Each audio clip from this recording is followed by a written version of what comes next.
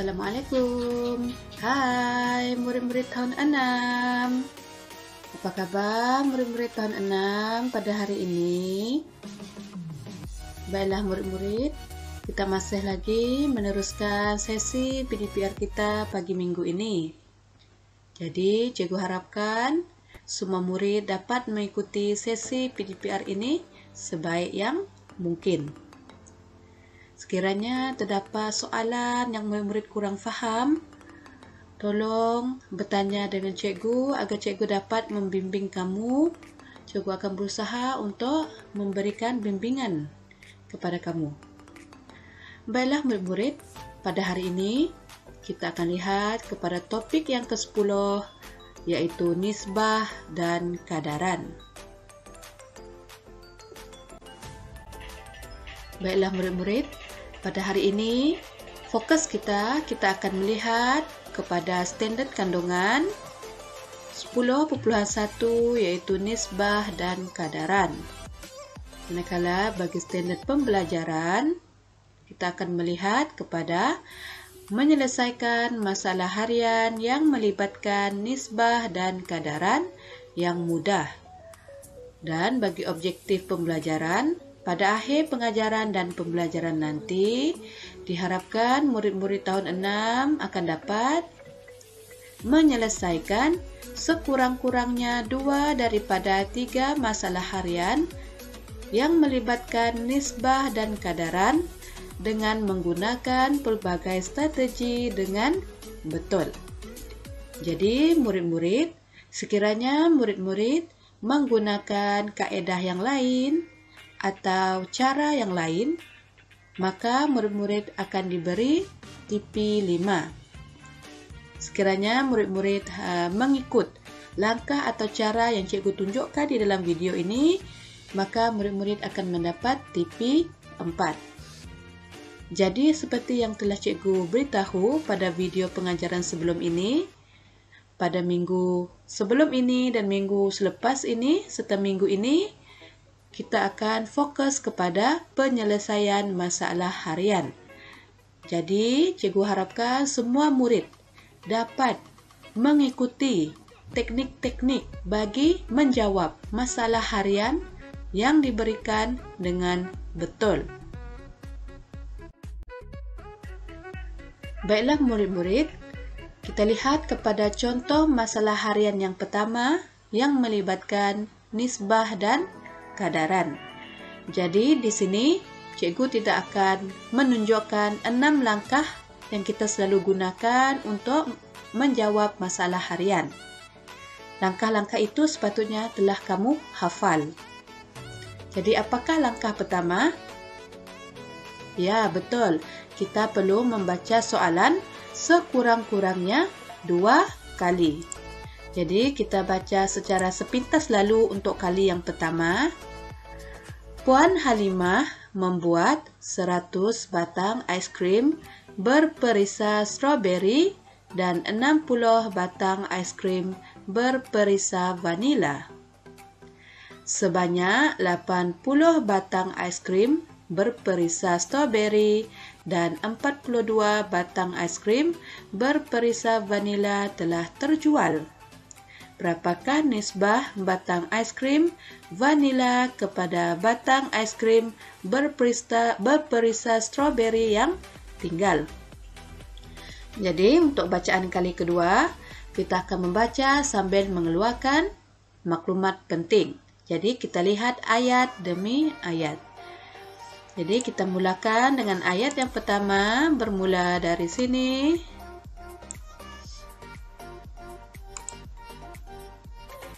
Maaf, cikgu tukar warna pen dulu. Jadi, ayat pertama bermula dari sini sehingga ke sini. Jadi, ini ayat pertama. Jadi, kita lihat apakah isi pentingnya. Puan Halimah membuat 100 batang ais krim berperisa stroberi dan 60 batang ais krim berperisa vanila. Jadi, selesai untuk ayat pertama. Jadi, apakah isi pentingnya?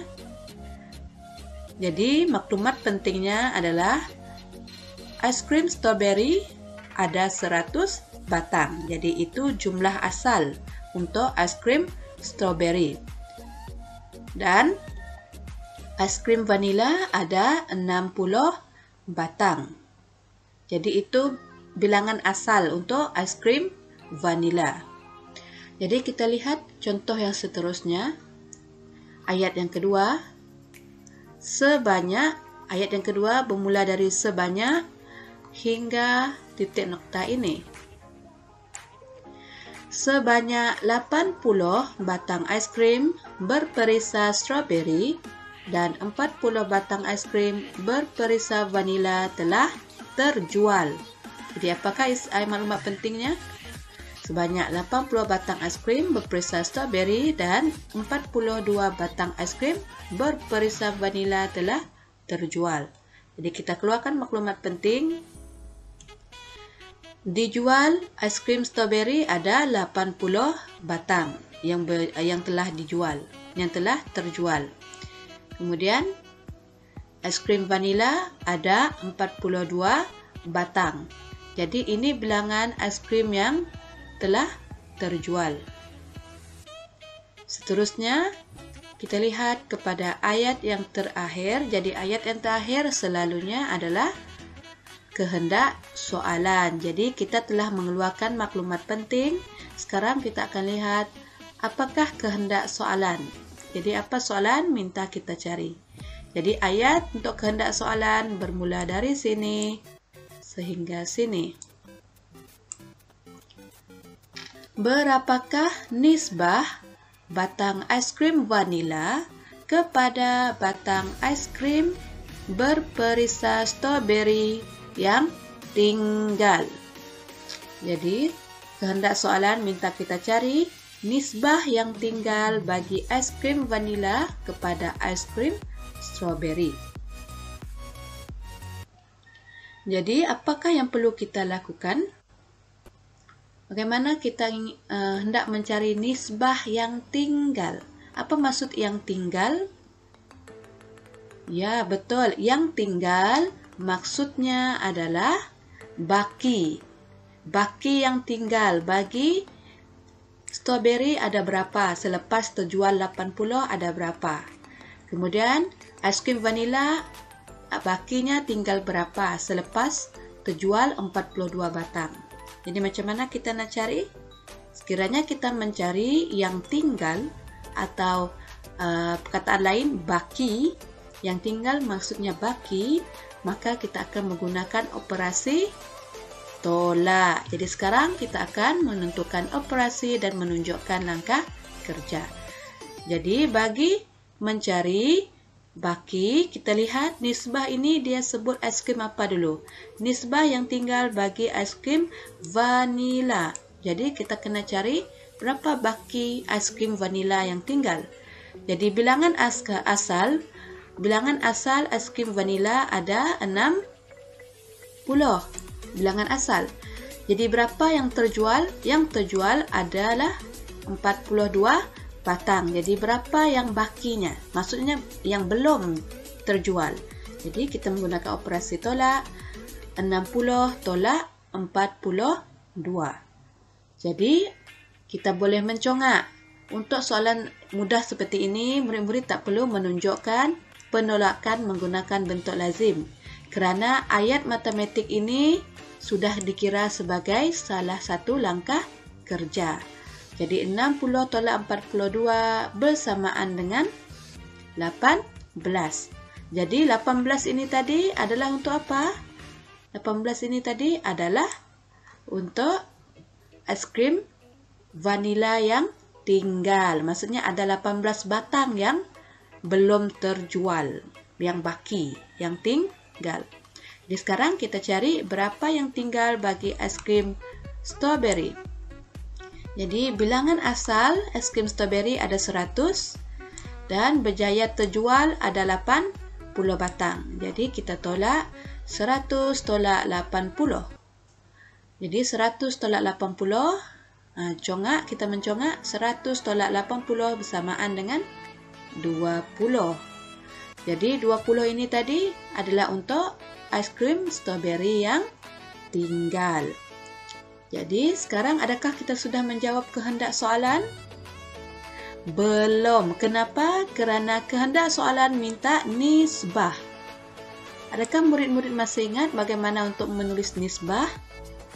Kalau menulis nisbah, kita mesti menggunakan titik bertindih. Objek apa kepada objek apa. Maksudnya bahagian objek apa kepada bahagian objek apa. Jadi kita lihat saja ayat yang diberi. Nisbah yang tinggal bagi aiskrim vanila kepada aiskrim strawberry. Jadi kita akan mulakan dengan vanila. Jadi vanila tadi berapa yang tinggal? 18. Jadi kita tulis 18. Kemudian kepada ini kita tukarkan kepada titik bertindih. Jadi 18 kepada, jadi aiskrim strawberry berapa yang tinggal? 20. Jadi ini adalah nisbah bagi aiskrim yang tinggal untuk vanila kepada strawberry. Bolehkah kita tulis 20 kepada 18? 20 dulu kita tulis. Tidak boleh, kerana kita mesti mengikut susunan ayat. Apa kepada apa. Jadi mesti ikut susunan. Mesti vanila dulu, barulah strawberry. Baiklah murid-murid, pastikan jawapan yang diberikan, nisbah yang diberikan sudah dalam bentuk termudah.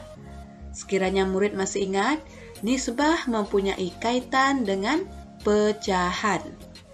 Jadi pastikan 18 kepada 20 ini, nisbah 18 kepada 20 sudah dalam bentuk termudah. Adakah sudah dalam bentuk termudah? Jadi kita semak. Bagaimana nak semak? Kita tukarkan kepada pecahan.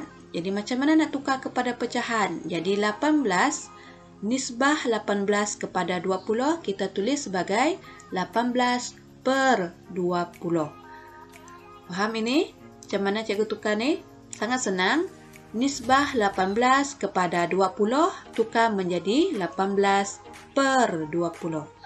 Sekarang kita cuba cari 18 dan 20 ada dalam sifir apa? Ya, betul. Ada dalam sifir 2.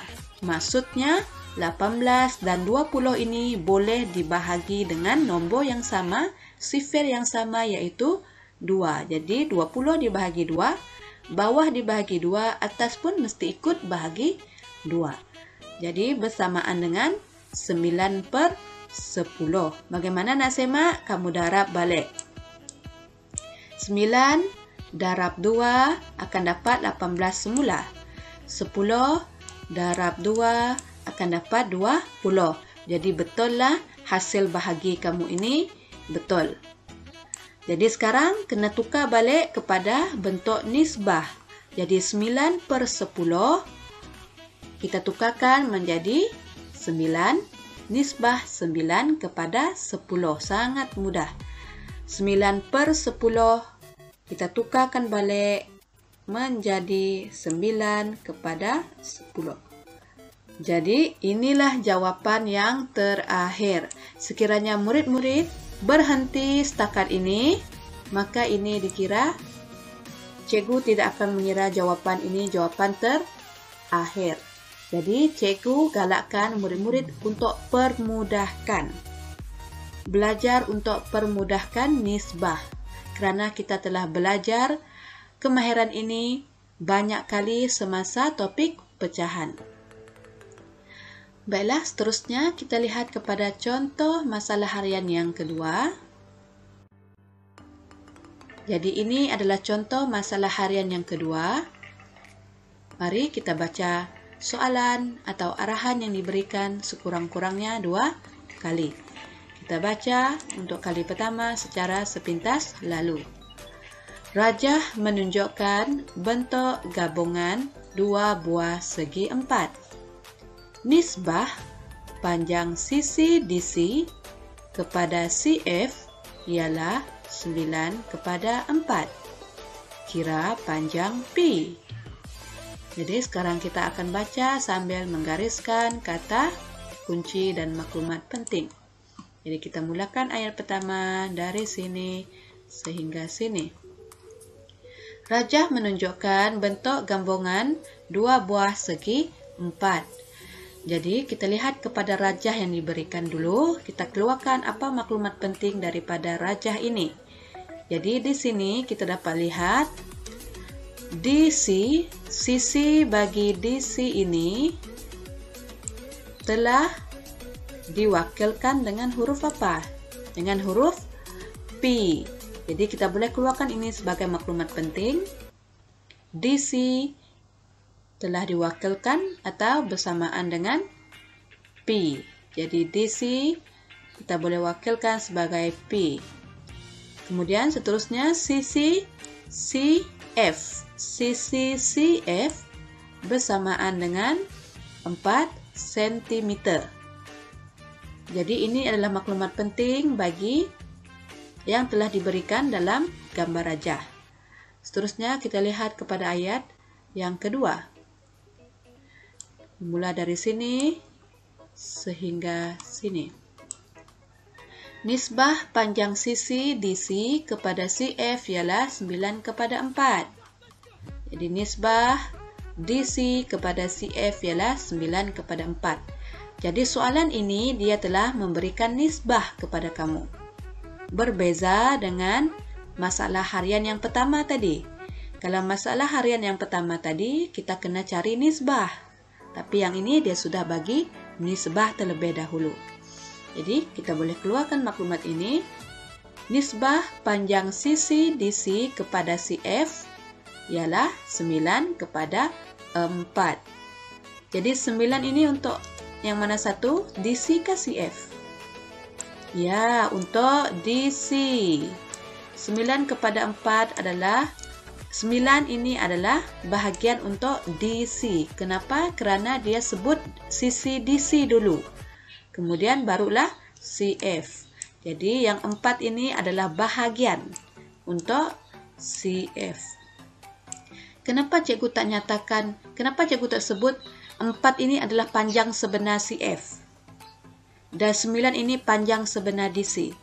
Kerana nisbah tidak mewakili nilai sebenar. Murid-murid kena ingat, nisbah dia sebenarnya tidak mewakili bilangan atau kuantiti sebenar. Nisbah ini hanyalah bahagian. Maksudnya DC ini panjangnya ada 9 bahagian. Dan CF ini panjangnya ada 4 bahagian. Jadi ingat, nisbah tidak mewakili bilangan sebenar. Sebab itu nisbah ini dia tak ada letak unit. Nisbah tak boleh letak unit. Dia mesti hanya nombor bahagian sahaja. 9 kepada 4. Tiada unit yang ditulis. Jadi selesai untuk ayat kedua. Kita lihat ayat terakhir. Ayat terakhir adalah kehendak soalan. Jadi kita tengok kepada kehendak soalan bermula dari sini sehingga ini. Jadi apa kehendak soalan? Kira panjang P. Jadi sekarang kita kena cari P itu bersamaan dengan berapa cm. Jadi bagaimana nak menyelesaikan soalan ini, murid-murid? Adakah murid-murid mempunyai bayangan bagaimana untuk menjawab soalan ini? Jadi murid-murid sepatutnya sudah boleh bayangkan apa langkah kerja untuk mendapatkan panjang DC atau panjang P. Jadi maklumat apa yang kita boleh gunakan? Kita boleh guna maklumat nisbah ini tadi. Kita boleh guna balik maklumat nisbah ini. Ya, cikgu padamkan supaya murid-murid tak keliru.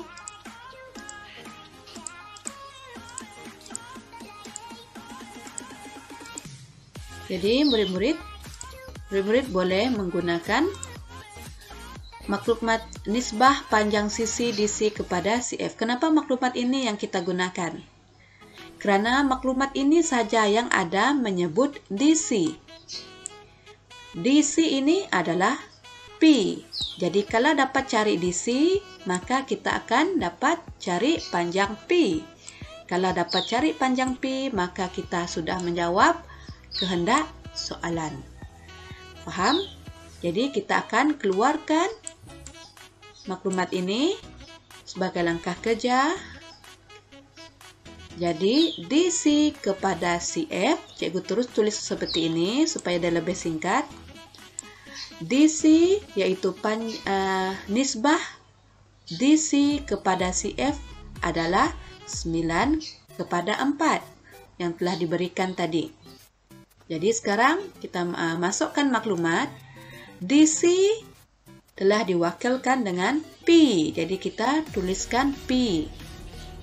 Dan CF telah diwakilkan sebagai 4 cm. Kan CF tadi dia sudah bagi yaitu 4 cm. Jadi ingat, kalau kita masuk dalam nisbah, kita tidak letakkan unit. Jadi, tengok lagi semula.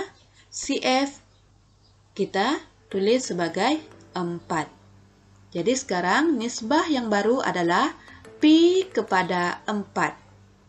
Dan 9 kepada 4. Atas ini P kepada 4. Dan bawah nisbah 9 kepada 4. Jadi sekarang kita ingin mencari nilai P. Di macam mana nak selesaikan?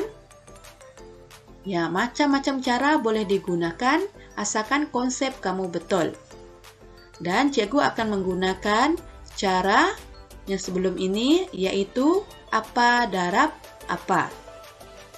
Contohnya, 4 darab apa akan dapat 4 balik. Cuba fikir, sangat mudah. 4 darab apa sama dengan 4? 4 darab 2 dapat 8. 4 darab apa akan dapat 4 balik? Darab 1. Ya, betul. 4 darab 1 kita akan dapat 4 semula. Jadi, kalau sebelah ini darab 1, maka sebelah sini pun otomatik kita akan darab dengan 1. Jadi, P darab 1 akan dapat 9. Jadi, nombor apa P ini untuk darab 1 akan dapat 9? Cuba fikir, adakah 10 darab 1 dapat 9? Tidak, 10 darab 1 dapat 10 lah kan? Adakah 7 darab 1 dapat 9? Tidak, 7 darab 1 akan dapat 7. Jadi, apa darab 1 dapat 9? Ya, betul. Pandai murid-murid tahun 6. 9. 9 darab 1 akan dapat 9. Jadi sekarang kita tidak boleh meninggalkan jawapan terakhir dalam bentuk ini. Kerana soalan minta panjang. Panjang. Jadi kita kena salin semula P bersamaan dengan 9 cm dan kita mesti letak unit kerana kehendak soalan minta panjang. Jadi panjang sama ada unitnya cm, m, mm atau km. Jadi kalau disebut panjang atau jarak mesti letak unit. Jadi untuk soalan ini unit yang digunakan adalah cm. Diharapkan murid-murid dapat mengikuti langkah ini. Baik, kita teruskan dengan soalan yang seterusnya. Adakah kita sudah menyemak jawapan? Belum. Jadi kita semak logik jawapan terlebih dahulu. Jadi adakah betul 9? Apa logiknya? Okey, kita lihat kepada nisbah ini. Nisbah diberi 9 kepada 4. Jadi kita kadarkan dengan panjang CF. Panjang CF asalnya tadi adalah 4 juga. Jadi maksudnya kadaran ini bahagiannya sama. 4 bahagian bersamaan dengan 4 cm. Jadi 9 bahagian akan bersamaan dengan 9 cm juga. Faham maksud cikgu? Maksudnya 4 bahagian ini bersamaan dengan 4 cm. Jadi 9 bahagian ini pun akan sama dengan 9 bahagian akan sama dengan 9 cm. Jadi logiknya jawapan cm.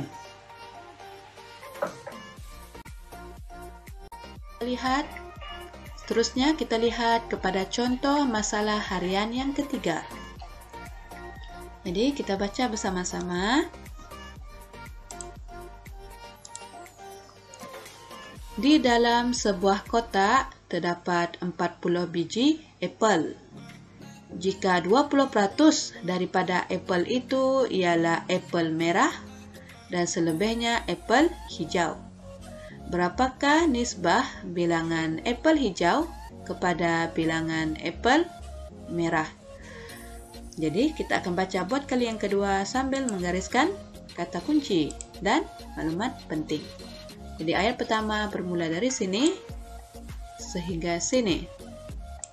Jadi kita baca dulu. Di dalam sebuah kotak terdapat 40 biji apel. Jadi apakah maksud maklumat ini? Maksudnya, jumlah asal apel di dalam kotak itu ada 40 biji. Itu maksudnya bilangan asal. Ada 40 biji. Maksudnya, apel merah dengan apel hijau ditambah akan dapat 40 biji. Sekarang kita akan lihat kepada ayat kedua. Bermula dari sini sehingga titik noktah ini. Jika 20% daripada apel itu ialah apel merah dan selebihnya apel hijau. Jadi apakah maklumat penting ayat kedua? Maklumat pentingnya ialah apel merah bersamaan dengan 20%. Bukan biji ya. Dia bagi dalam peratus. Dia tak bagi bilangan sebenar. Dia hanya sebut 20% daripada apel itu ialah apel merah. Jadi apel merah bersamaan dengan 20%. Dan apel hijau ada diberi, dia hanya sebut apel hijau adalah selebihnya. Sekarang kita lihat ayat yang terakhir. Jadi ayat terakhir adalah kehendak soalan. Jadi kita gariskan dan keluarkan maklumat kehendak soalan. Bermula dari sini hingga sini. Berapakah nisbah bilangan apel hijau kepada bilangan apel merah? Jadi soalan ini seperti soalan yang pertama tadi. Kita perlu mencari nisbah. Jadi kita keluarkan. Jadi berapakah nisbah apel hijau kepada apel merah? Baiklah murid-murid, apa yang perlu kita buat terlebih dahulu? Macam mana kita nak cari nisbah apel hijau kepada apel merah? Maksudnya di sini, nisbah bilangan apel hijau kepada apel merah. Maksudnya kamu kena cari dalam unit biji. Maksudnya kamu kena cari apel hijau ada berapa biji, apel merah ada berapa biji. Itu maksudnya. Bukannya kamu bagi terus dalam bentuk peratus. Tidak. Kamu kena cari bilangan. Sebab kehendak soalan minta bilangan. Maksudnya kena bagi dalam bentuk biji. Jadi macam mana kita nak cari berapa biji apel hijau, berapa biji apel merah? Apa clue atau petunjuk yang ada? Ya, betul. Kita hanya boleh tahu apel merah terlebih dahulu kerana apel merah dia ada bagi maklumat apel merah bersamaan dengan 20%. Jadi sekarang kita kena tukarkan peratus ini menjadi biji. Jadi macam mana kita nak tukar peratus kepada bilangan atau biji? Ya, betul. Kita tukar dulu 20% kepada pecahan seperti ini. 20% bermaksud 20/100. Selepas tu kita kena buat apa? Ini belum dalam bentuk biji ni, masih dalam pecahan. Jadi macam mana kita nak tukar kepada biji? Jadi kita darablah dengan bilangan asal. Jadi 20/100 darab 40 biji. Apabila kita sudah darab bilangan asal dalam bentuk biji, maka jawapan nanti pun akan dalam biji. Jadi seperti yang telah cikgu ajar di dalam kelas, sekiranya terdapat sifar, kita boleh potong agar langkah kerja kamu lebih mudah dan nombor lebih kecil. Jadi kita potong Seperti ini. Jadi ingat, bawah dengan tepi boleh potong sifarnya. Kemudian atas dengan bawah. Tetapi atas dengan tepi tak boleh, dia tak boleh. Atas dengan tepi ini tak boleh potong, tak boleh. Jadi pastikan kamu tahu bagaimana untuk memotong sifar. Jangan sebarang potong. Kalau kamu rasa kurang yakin, jadi kamu tak perlu guna cara ini. Kamu boleh terus selesaikan. Kalau kamu yakin, kamu boleh potong sifar seperti yang cikgu tunjukkan. Cikgu tunjukkan semula. Jadi kita potong seperti ini pasangannya. Kemudian ini pasangannya. Jadi sekarang kita akan bahagi. Jadi di sini kita dapat lihat nombor di bawah ini tinggal 1. Yang ini tinggal 1. Jadi kalau dia tinggal 1, maksudnya kita boleh potong habis. Maksudnya tak perlu selesaikan yang di bawah karena sudah tinggal 1. Jadi sekarang kita selesaikan. Kita tahu bawah bahagi, atas darabkan. Jadi yang di bawah sudah selesai sebab tinggal 1, jadi kita boleh potong terus. Jadi sekarang tinggal darab. Jadi 2 darab 4. Kita congak 2 darab 4 adalah bersamaan dengan 8. Jadi 8 biji. Jadi 8 biji ini untuk apa? Apel merah atau apel hijau? Tak tahu, keliru. Jadi kalau tak tahu, kamu rujuk balik kepada peratus yang digunakan. Jadi pecahan ini tadi adalah peratus untuk apa? Pecahan ini adalah peratus untuk apel merah. Jadi 8 biji ini adalah untuk apel merah. Kena tengok balik peratus yang kamu guna tadi untuk yang mana satu. Baiklah, sekarang kita sudah tahu apel merah ada 8 biji. Jadi sekarang kita nak cari apel hijau. Jadi apel hijau adalah selebihnya. Macam mana nak selesaikan ini? Dia tak ada bagi peratus, tak ada bagi nombor. Dia hanya kata apel hijau adalah selebihnya. Jadi apa maksud perkataan selebihnya? Maksud selebihnya ini adalah tinggal atau baki. Maksudnya, kalau 8 biji ini adalah apel merah, jadi berapa yang tinggal untuk apel hijau? Dari 40 biji yang asal tadi, kita tahu jumlah asal 40 biji kan? Jadi, kalau 8 biji adalah merah, jadi berapa biji untuk yang hijau? Jadi, kita cari berapa yang tinggal untuk hijau. Maka kita guna operasi tolak. Ingat, kalau kita nak cari selebihnya, atau tinggal, atau baki, maka kita tolak. Jadi apa tolak apa? Bilangan asal, jumlah asal iaitu 40 biji, tolak dengan apel merah iaitu 8 biji.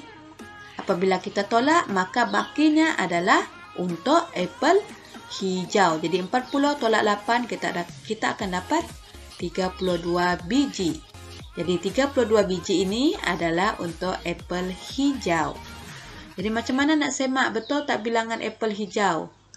Jadi kita boleh tambah semula. Yang ini. Kita boleh tambah semula 2 bilangan ini. Kita nak semak, kita nak semak. Jadi kalau menyemak, jangan tunjukkan langkah kerja. Kalau sudah tulis, padamkan semula. Cara menyemak tak boleh ditunjukkan.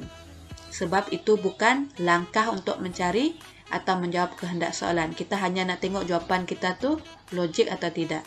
Jadi jangan ditunjukkan. Kalau kamu dah tulis, padamkan semula. Jadi kita tambah balik 32 tambah 8 berapa? Kita akan dapat 40 semula, iaitu bilangan asal buah atau apple di dalam kotak itu tadi. Jadi betul lah apple hijau ada 32. Adakah kita sudah menjawab kehendak soalan? Bolehkah kita berhenti setakat ini sahaja? Tidak boleh kerana soalan minta nisbah. Jadi kalau nisbah, kita mesti tulis apa kepada apa. Jadi kita baca balik ayat ini. Apple hijau dulu disebut. Jadi apple hijau tadi ada berapa? 32. Kepada, maka titik bertindih. Apple merah. Jadi apple merah ada 8 biji. Jadi ingat, nisbah tak boleh ada unit. Mesti nombor sahaja. Cikgu tak nak tengok nanti kamu buat nisbah ada unit. Nisbah tak boleh ada unit. Dia hanya nombor sahaja. Bahagian dia sahaja. Jadi seperti yang telah cikgu nyatakan, pastikan nisbah kamu ini sudah dalam bentuk termudah. Jadi adakah ini sudah dalam bentuk termudah? 32 kepada 8. Jadi kita semak, kita tukar dia kepada pecahan. Jadi 32 kepada 8, nisbah 32 kepada 8, tukar jadi pecahan, akan menjadi 32 per 8. Ikut saja. 32 dulu, jadi 32 di atas. 8 kemudian, jadi 8 di bawah. Jadi 32 per 8. Jadi macam mana nak permudahkan? Kita cari sifir yang sama. 32 dan 8 ada dalam sifir apa? 4. Dah lama cuti ni, jangan tak ingat sifir. Jadi 32 per 8 ada, 32 dan 8 ada dalam sifir 8. Betul. Jadi kita boleh bahagi 8 bahagi 8. Jadi bersamaan dengan 4 per 1. Jadi macam mana nak semak tadi? Cikgu dah tunjukkan cara. Jadi semak, kita darab semula. 4 darab 8, kita akan dapat balik 32. Kemudian yang ini kita darab balik. 1 darab 8 akan dapat 8 semula. Jadi betul lah 4 per 1 ini. Ingat, yang ini jangan ditunjukkan. Cara menyemak jangan ditunjukkan, padam semula. Jangan tunjukkan. Cara menyemak itu adalah cara kamu. Kamu saja boleh tahu yang kamu ada menyemak. Jadi padamkan semula. Jadi sekarang kita nak tukarkan pecahan ini kepada nisbah. Kenapa kita nak tukarkan? Sebab soalan minta nisbah. Jadi tukarkan semula 4 per 1 bersamaan dengan 4 kepada 1. Jadi 4 di atas, maka 4 lah yang letak di depan dulu. Dan 1 di bawah, jadi 1 lah kemudian. Jadi sekarang kita sudah permudahkan. Jadi apel hijau ada 4 bahagian. Apel merah ada 1 bahagian. 4, nisbah 4 kepada 1. Jadi tadi kita telah menyemak jawapan. Sekarang, adakah murid-murid dapat memahami langkah-langkah nisbah dan kadaran ini? Baiklah murid-murid, dengar apa yang cikgu nak cakapkan ini. Konsep nisbah dan kadaran ini sangat banyak digunakan dalam penyelesaian masalah harian. Dia bukan hanya untuk topik ini sahaja, tapi sebelum ini, bagi topik panjang, jisim dan isi padu, kita juga secara tidak langsung telah menggunakan kadaran. Seperti ini, kita telah menggunakan konsep seperti ini, cuma bezanya kita tak ada guna titik bertindih, kita menggunakan anak panah. Tapi konsepnya sama, hampir sama. Jadi pastikan murid-murid dapat menguasai penyelesaian masalah menggunakan kadaran. Dan cikgu dapati ada murid yang menggunakan sama dengan. Cikgu nak tegur di sini. Sekiranya kamu mengeluarkan maklumat, kamu kena guna anak panah. Jangan guna sama dengan. Sama dengan ini hanya untuk ayat matematik. Seperti ini. Ya, ini ayat matematik. Ini ayat matematik. Jadi boleh guna sama dengan. Jadi betul kalau guna sama dengan. Ataupun untuk pertukaran unit. Contohnya 1 km bersamaan atau sama dengan berapa dalam meter? 1000 meter. Yang ini baru boleh guna sama dengan sebab dia sama nilai. 1 km memang sama nilai dengan 1000 meter. Contohnya 1 hari sama dengan 24 jam. Maksudnya di sini kita boleh gunakan sama dengan karena dia sama. Nilainya sama. 1 hari kita boleh tulis dalam 24 jam. Maksudnya 1 hari itu bersamaan sama dengan 24 jam. Yang ini baru boleh guna sama dengan. Ingat, ayat matematik dan pertukaran unit atau sama nilai. Baru kita boleh guna sama dengan.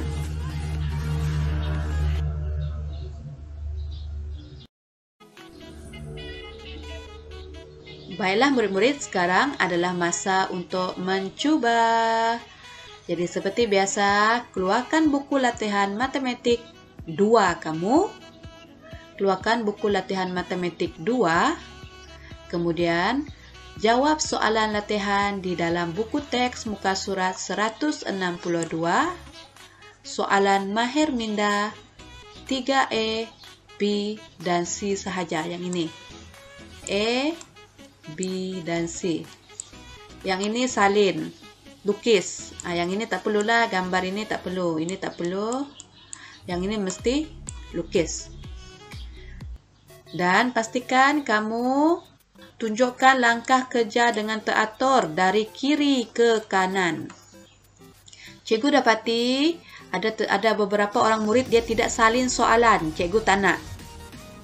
Sekiranya kamu tidak menyalin soalan, cikgu tidak akan semak hasil kerja kamu. Cikgu akan bagi balik, cikgu akan suruh kamu salin.